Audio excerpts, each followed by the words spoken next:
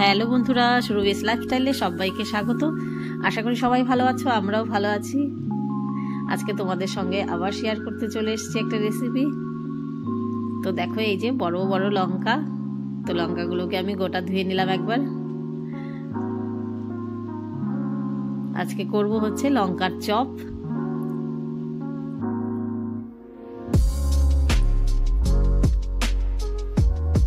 তো লঙ্কাগুলোকে আমি চিড়ে ভিতর থেকে লঙ্কার যে বীজগুলো সেগুলোকে পরিষ্কার করে বের করে নেব।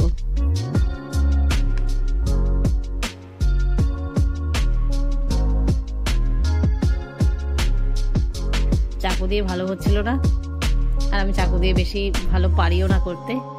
আমি বটি দিয়েই সবকিছু করি, এটা তো বটির কাজ নয়। তো হাত দিয়ে আমি দেখো আঙুল দিয়ে সব বের করে নিলাম।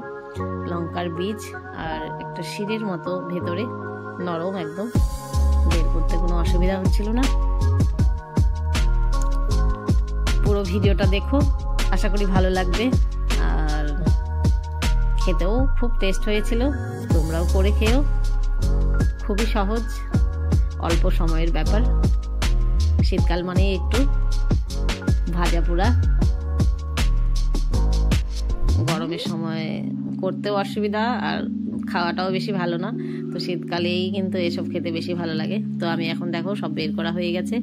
আমি ভালো করে এবার আবার জল দিয়ে ধুয়ে নিলাম।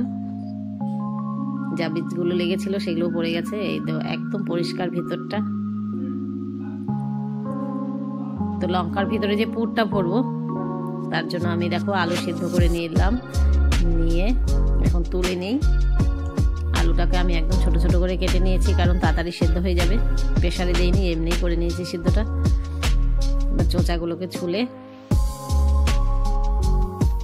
আলুটা মাখবো।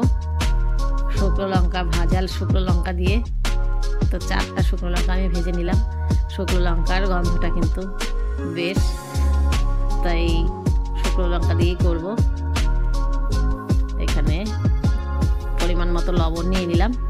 লবণের ওপরেই লঙ্কাটাকে ভালো করে ভেঙে নিচ্ছি, তাহলে ভালো করে মিহি হয়। আর এইদিকে একটু সর্ষের তেল দিলাম, আর একটা ছোট সাইজের পেঁয়াজ কুচি নিব। নিয়ে ভালো করে আলুটাকে মেখে নিলাম। আর ব্যাটারের জন্য এইদিকে আমি বেসন আর কর্নফ্লাওয়ার, পরিমাণ মতো হলুদ, পরিমাণ মতো লবণ, আর একটু কালো জিরা ছিটিয়ে দেব। আর কালারের জন্য একটু কাশ্মীরি লঙ্কার গুঁড়ো। এখন দেখো আলুর যে মাখাটা, সেটা লঙ্কার ভেতরটায় ভালো করে ঢুকিয়ে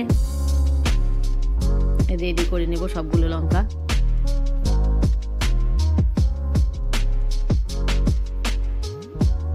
হয়ে গেছে আমার। এখন ব্যাটারটাকে গুলে নেই।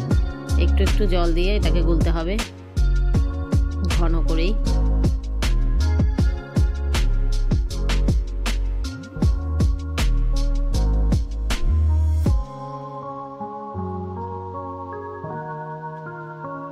তো পুর ভরা লঙ্কার মধ্যে এখন ব্যাটারটা লাগিয়ে তারপর তেলে ছাড়বো।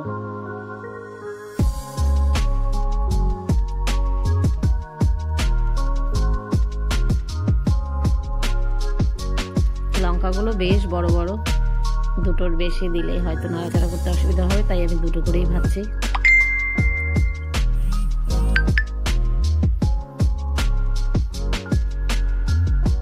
ওইদিকে আমার বর মশাই বসে আছে। ভাজা হলেই প্রথম দুটো ওকে দিব নামিয়ে।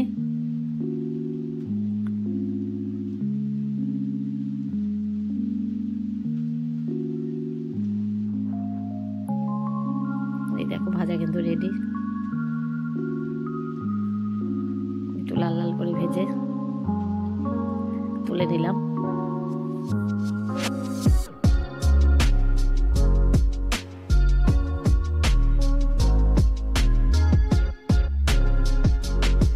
বন্ধুরা, ভিডিওটা যদি ভালো লেগে থাকে অবশ্যই একটা লাইক করো, আর কমেন্ট করে জানিও কেমন লাগলো।